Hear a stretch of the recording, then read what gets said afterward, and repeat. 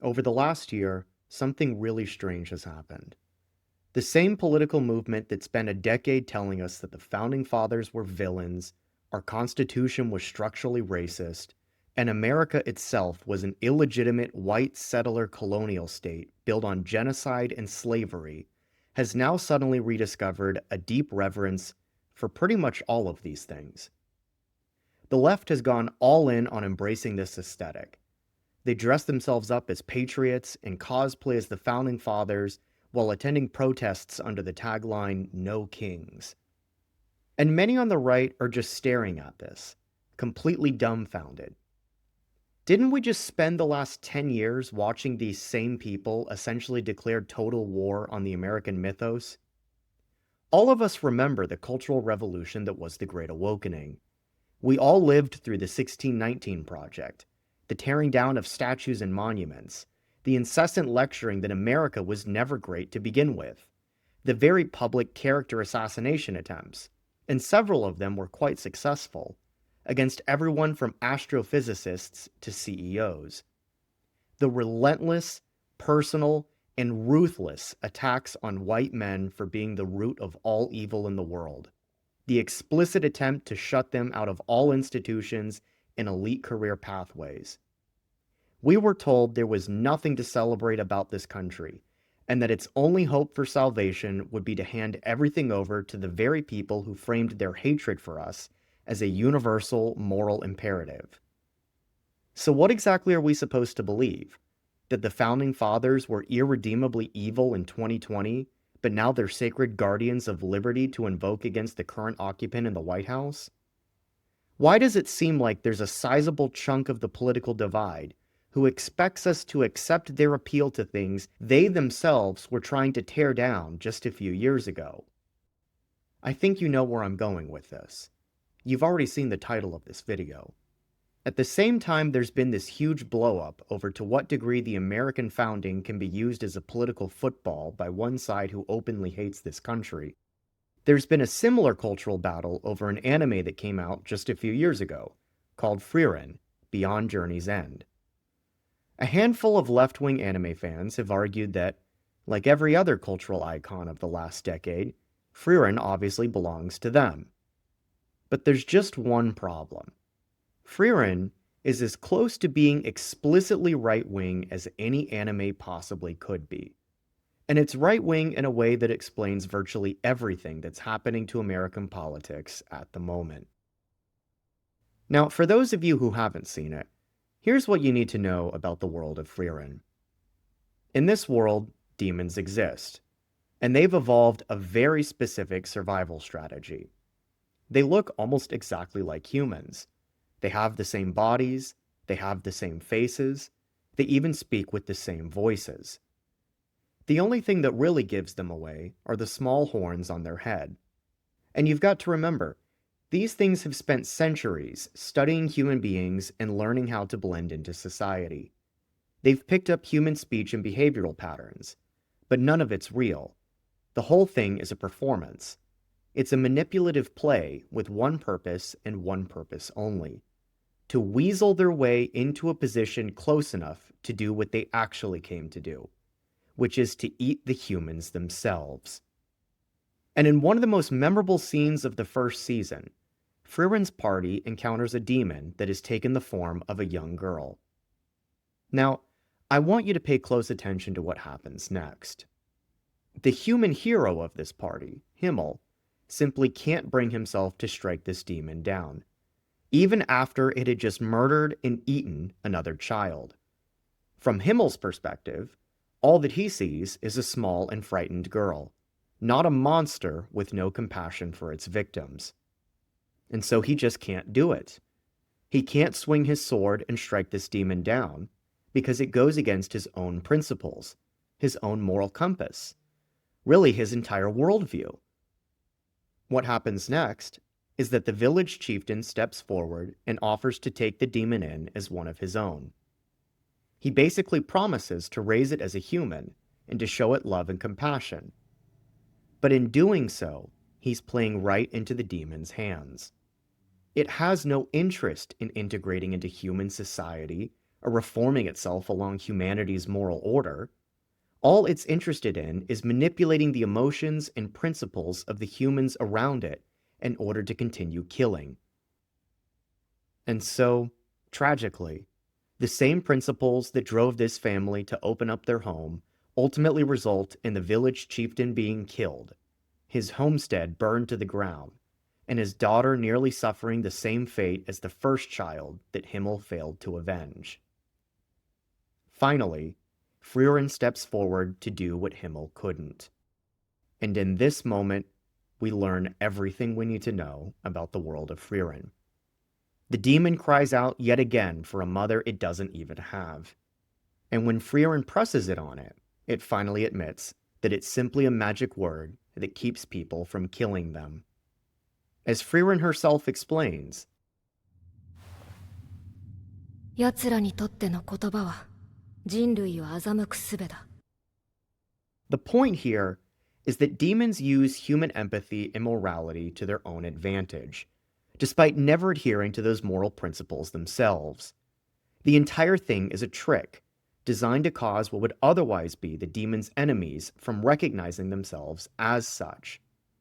This is why I said earlier that Frieren is deeply right-wing, so much so that there's an entire collection of memes pointing this fact out. And this one scene from a Japanese anime perfectly explains the current state of American politics today. I've summarized the phenomenon here, in a tweet that ultimately inspired this entire video. This has been the story of American politics for years, arguably decades even. The Constitution, the rule of law, separation of powers, checks and balances, federalism, the founders' vision for this entire country. All of these things are generational commitments on the right. We see them as essential elements to who we are as Americans. They have to be honored and defended, even when doing so is painful, and even when honoring them means sometimes losing. But this is exactly why the left appeals to these things.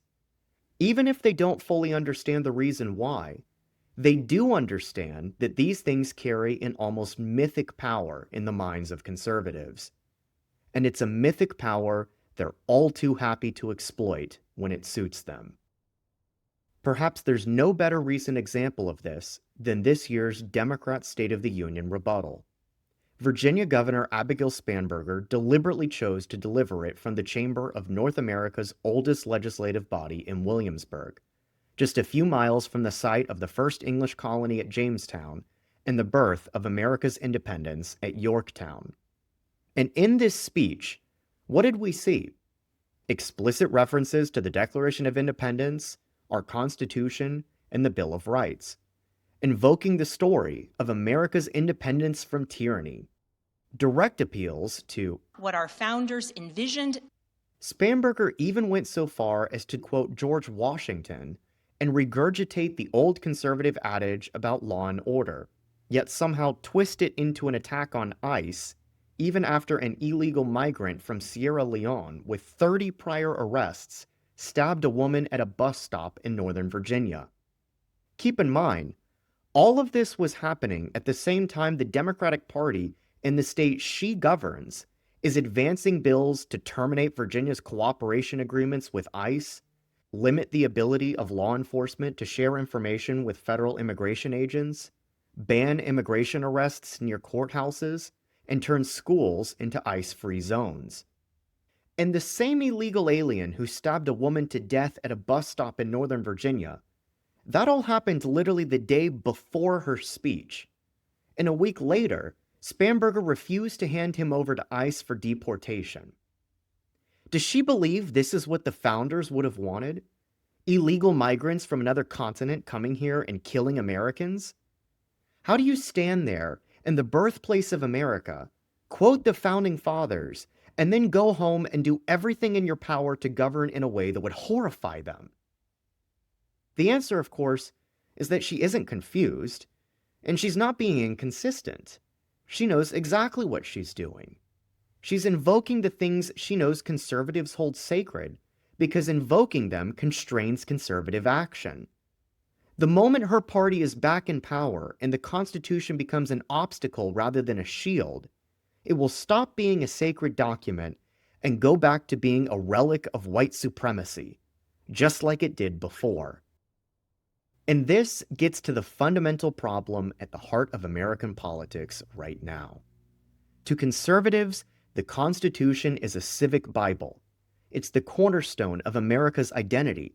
It's the guarantor of liberty for its people, and the crowning achievement of our country's contribution to political philosophy. But to the left, the Constitution is something else entirely. They don't appeal to the Constitution because they believe in it. They appeal to the Constitution because you do. To the left, the Constitution is at best just a procedural tool to invoke when it gets you what you want.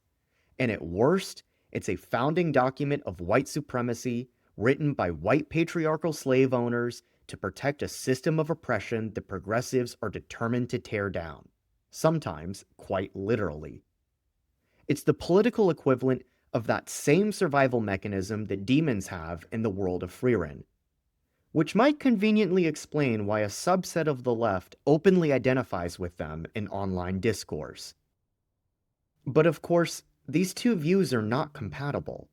There's no political system on Earth, no matter how well written or long-lasting it may be, that can survive a dynamic where one side treats its founding principles as a bedrock of civilization and the other treats them as a means to deceive their enemies. So what does this all teach us? Well, for years now, I would argue that almost everyone on the right has been able to feel this, even if they've struggled to put it into words. The left has spent a long time essentially abusing deeply held conservative principles in order to force them into situations that actively harms them. And they've just expected to keep getting away with this as long as they can string together the right magic words. That's precisely what the demon does in Frieren. It doesn't need to overpower Himmel. It just needs him to hesitate and to doubt whether he's looking at an enemy at all. But this spell only has power over someone who believes in it. And this is what the right has been painfully slow to come to terms with. The Constitution, the rule of law, separation of powers, checks and balances, federalism, the founders' vision for America, none of these things came first. The revolution did. The rules and procedures only came after the question was settled as to who this country belonged to and what overarching vision would govern it. Right now, there's a new battle being waged over those first-order questions. And recognizing this isn't an act of cynicism or an abandonment of principle. To go back to the Frieren analogy for just a moment, when she strikes the demon down, does she somehow stop protecting the humans she cares about? Does she become the demon herself? No. She just stops pretending that extending mercy to something that will use that mercy to keep killing is synonymous with being merciful itself. Ultimately, the right doesn't need to stop believing in the Constitution or the rule of law.